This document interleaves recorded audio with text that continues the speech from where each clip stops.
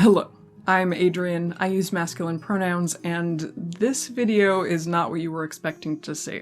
This video is an announcement that I'm starting a new channel.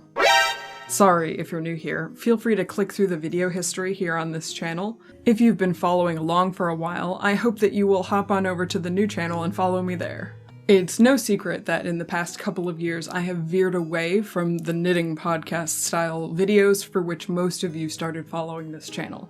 And for the extreme few of you who have followed this channel since my very first video in 2007, you know that I tend to have phases of making stuff. Obviously, this past year of new experimental videos is an indicator that my focus is shifting into a new phase of video making. If you'd like to skip to the reveal of my new channel name, feel free to go to this timestamp. But first I want to tell you a little bit about why I'm starting a new channel and wrap up a few loose ends with projects that you have been following over the past few months. So why am I making a new channel instead of just changing the content on this channel? For one thing, while the username freakishlemon is a dear part of me and will continue to represent my digital self in other avenues, it no longer serves this kind of content as well as it had for videos in the past. I first started my YouTube account in 2006 and first started making vlogs in 2007. YouTube and the internet at large was a very different place then. Freakish Lemon was a moniker that I had chosen back in 2000? 2001? And back then you wanted a username that was distinct so that your friends could find you in the message board and chat room wilds before the emergence of modern social media.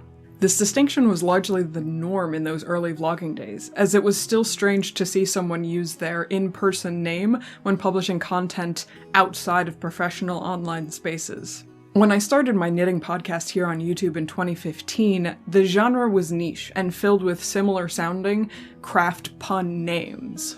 The distinct Freakish Lemon helped me stand out a little bit from the other knitting podcasts, but it wasn't so out of place as to make my videos completely outside of the knitting community's radar. There were, and are still, some very prominent knitting podcasters with channel names that still follow this old school naming convention. My making has been changing. I knit less than I used to, but I have more specific goals. I sew more than I used to in order to develop a wardrobe that feels more like current me, and I'm returning to a love of costuming and cosplay. Freakish Lemon just doesn't evoke the kind of atmosphere that I envision for the videos that I want to make documenting these projects. The other thing is, to be perfectly honest, YouTube prioritizes new channels over old ones. My channel is ancient and full of metadata that cannot easily be collated and repackaged to recommend my videos to folks who like watching similar content. YouTube has updated their algorithm countless times over the past 15 years, and it just doesn't show my videos to as many people anymore. My first knitting podcast episode has over 1,300 views on it, but my recent monthly craft room videos average out to about 80 views per video. My subscriber count has gone up since 2015, and my interaction with you guys here in the comments and over on Instagram have not decreased. So something in the algorithm is different in a way that does not benefit this channel. Starting from scratch is a little scary, but I think ultimately it will get my videos out to more people who actually want to watch them. Before we get onto the reveal, I just want to wrap up a couple of projects that you all have been following here on the channel that won't be making an appearance on the new channel. I finished weaving the project on the 24-inch rigid head loom. The warp was made using mostly scrap yarns, and the weft was done with the damaged yarns sent to me by a friend. I did have some tensioning issues with the project, which is why it's a little bit shorter than I had estimated, but I got there in the end. After I finished that project, I warped up the 10-inch loom to cross that item off of the board and wove this long scarf. Because the 10-inch loom is much easier to achieve an even warp tension, I underestimated the length of this warp and it turned out longer than I expected. Again, the warp yarns are scrap stash and weft yarns are damaged yarns sent to me. And finally, the thing you've all been waiting for, the black vests. Once I completed the seam finishing in the unstructured vest, it was smooth sailing on to buttonholes and buttons for both vests. They both fit very well, and I am so pleased with how they turned out.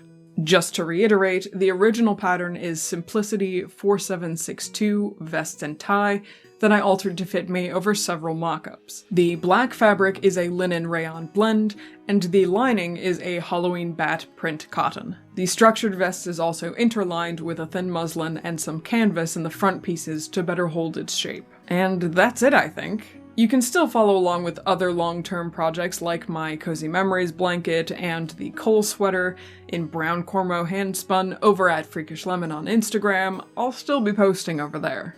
And it's time to reveal the new channel name. You can find my new videos over at Barrows Wights, a channel for exploring sewing, costume, and crafts inspired by history and fantasy.